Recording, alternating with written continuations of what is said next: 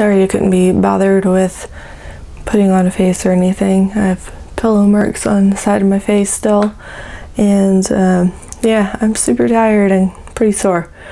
I was planning on doing a check-in before I got my shots and when I came home, but there was kind of a little bit of a fiasco. So it's the day after right now. So yesterday, actually day before yesterday, it was like 2 o'clock and my anxiety medicine still hadn't been called in. So I called the office for them to call it in. They called it in, I went and picked it up. By the time I picked it up, got it home and looked at it, realized they called in Ambien instead of Ativan. What? Apparently, I know the doctor normally doesn't call in Ativan, but we talked about this as a special case because I have panic disorder. I have been through and but apparently the doctor does call in Ambien on a regular basis for procedures, which I've never heard of before.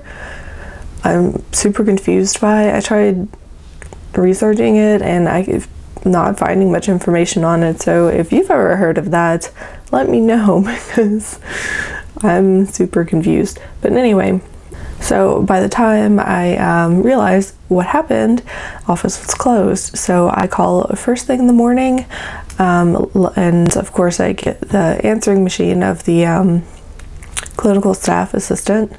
So left a message, but I know they're in clinic all day today and they're not going to check it until like 3, and my appointment was at 11.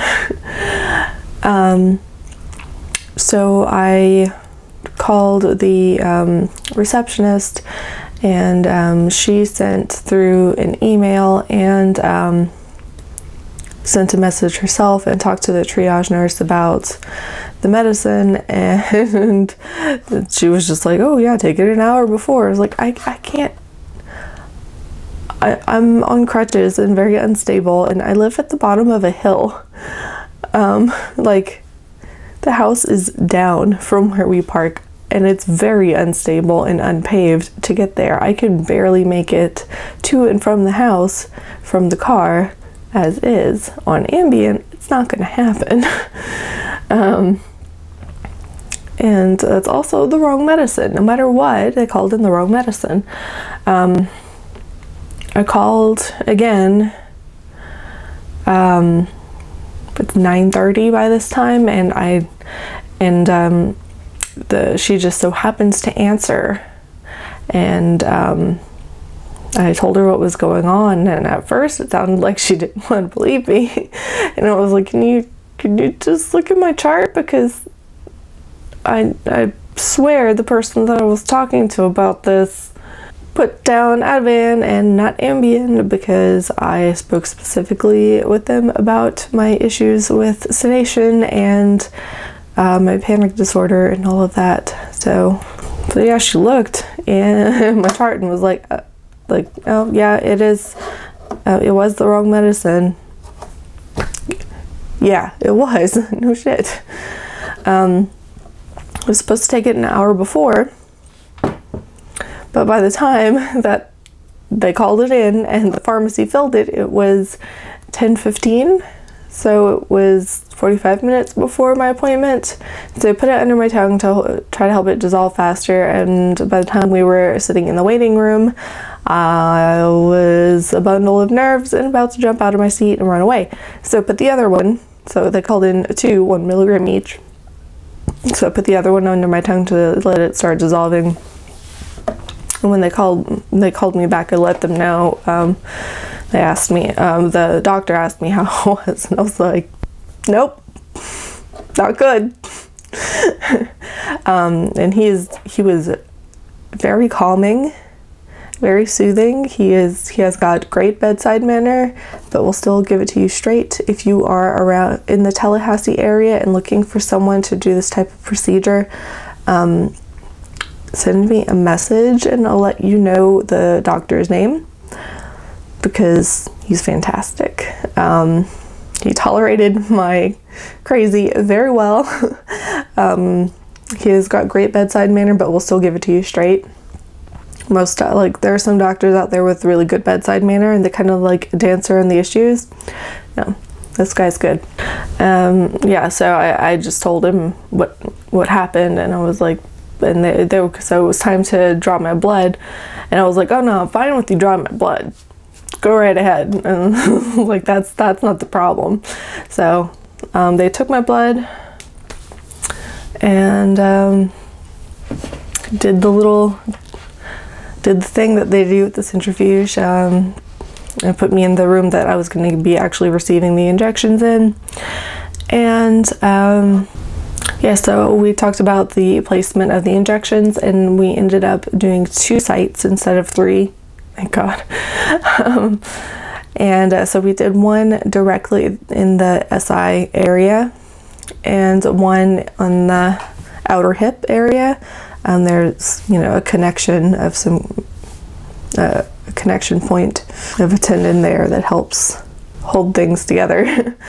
It was not fun. I wish I would have been more sedated for that, because I really wanted to jump off the table.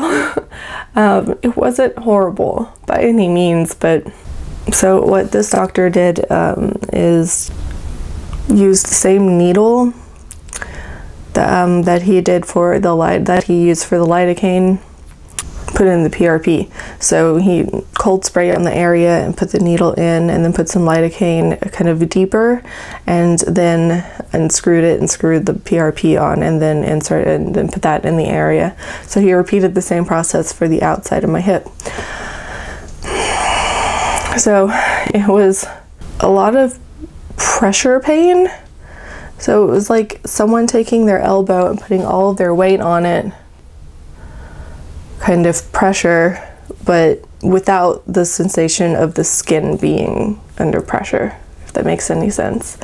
That's how the one on my SI joint area felt, and the one on my hip kind of started off feeling the same way, and then it radiated all the way down to my knee. Oh my God, that hurt so bad. It was not fun. That hurt for about an hour. Almost immediately, like, I started moving it. It was like a it was so spacey. It was like an intuition or whatever, to start moving. Like, I just, yeah. So moving it definitely helped. Putting weight on it was not fun. So it was pretty sore yesterday. As the day went on, it got more sore. I did ice it. And remember, no anti-inflammatories, not for like 3 months. So yeah, so it was really sore. So I iced it, and I slept in the guest room because I didn't want to keep my husband awake, because I didn't know if I was going to be able to sleep well or not. I tried a million different positions with the pillows, between my knees, underneath my hips, face down, try and get comfortable. I did not sleep at all last night. I had to take I was prescribed Percocet for the pain, not for this procedure, but from my pain management doctor. I haven't gotten it filled in like, what month is it? I haven't gotten it filled in 9 months, and I still have way over half the bottle. It's not something I take often, but I needed it yesterday. So yeah, didn't sleep well, just kind of changed positions throughout the night and tried to rest as much as I could. Yeah, when I got up this morning, I took some extra gabapentin. This is something that I've spoken with my rheumatologist about, so this is something that I am allowed to do. So that's what I did for the pain this morning. It is still quite sore. It's not as, well, it's pretty tender to the touch. Let me take that back. I just poked it. Since I didn't sleep last night, you can see I have very low energy. I took a Scalaxin earlier because I was starting to get some minor muscle spasms. I am very prone to muscle spasms. Again, this is something that I'm already prescribed for other conditions. So this is not something for everyone, obviously. Or got out of bed around 7 and mostly just lounged and tried to find a comfortable position until I ended up falling asleep and taking a nap. And now I'm up and I'm about to go and ice. So that is where I'm at right now. I'm going to come back with some check-ins for a couple of days and let you know the progress. Again, let me just say, remember, as far as medications and things like that go, I do have some other issues, so I do have medications that are already prescribed to me for other things. So when I'm mentioning these, this is probably not going to be an option for everyone. I'm just disclosing to you what I am doing. That's all I got for you right now, and I'll check in either tonight or tomorrow. Okay, so it's a Friday. It's 2 days after the injections. I would say I'm about feeling 50% better than I was yesterday, so it's a significant improvement, but I'm definitely still sore. Weight bearing is definitely still hard, and I'm actually feeling more tenderness in the SI area than the outer hip today. I've also been kind of trying to do a couple of things this morning, so that could be why. So I am curious to see how much it improves by tomorrow. Yeah, so far I'm pleased. I would say I'm about halfway back to where I was before the injections, which was still not great, but significant improvement over just a couple of days. So I'm pleased with that. I have been icing, I have been resting, I've been moving my leg and my hip around. I am going to start going back to the pool on Monday. So yeah, that's all I have for right now, and I will check back in tomorrow. Quite a few days later, it has been a week and a day since I've had the shots, and I'm now, I believe, officially at the same point as I was before the injections. I don't think I've seen any improvement from the injections themselves yet, but it has only been a week. So I'm gonna go ahead and stop the updates here, even though I'm getting this up much later than I wanted to. And I have just started going back to the pool, so maybe in 2 or 3 weeks I'll do an update. I'm not sure yet. So yeah, hopefully I will have something up like that soon. If you have any questions for me about this, about PRP or my whole SI joint journey, go ahead and leave them below. I'd be happy to answer them. And that is all I've got for you today. Thank you so much for watching. Until next time.